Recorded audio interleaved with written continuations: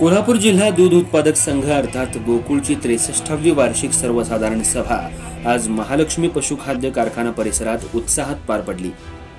अध्यक्ष नाविद मुश्रीफ यांनी कार्यकारी संचालक योगेश गोडबोले यांच्या नेतृत्वाखाली ही सभा घेतली। सहकार आणि राजकारणाचं पॉवर सेंटर म्हणून गोकुळला ओळखलं जातं, त्यामुळे या सभेतील ठराव, घोषणा किंवा नेत्यांच्या आक्रमक भूमिकेकडे संपूर्ण राज्याचं लक्ष लागून होतं।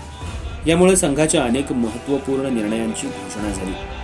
अध्यक्ष नाविद मुश्रीफ आणि कार्यकारी संचालक योगेश गोडबोले हे प्रश्नांची उत्तरं देताना विरोधकांनी सभेत जाणीवपूर्वक गोंधळ घालण्याचा प्रयत्न केला।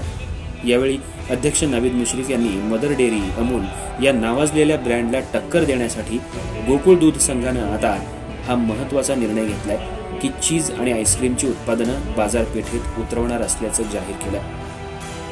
जिल्ह्यातील शेतकऱ्यांना आणि दूध उत्पादकांना जास्तीत जास्त प्रतिनिधित्व देण्यासाठी गोकुळच्या संचालकांची संख्या 21 वरून 25 पर्यंत वाढवण्याचा निर्णय आज घेण्यात आला।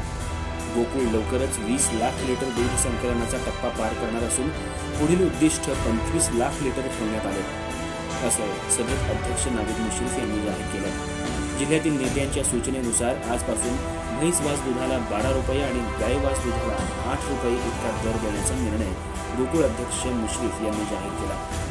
वासाच्या दुधाच्या दरात दुपटीनं वाढ करण्याचा निर्णय आजच्या सभेत घेण्यात आला।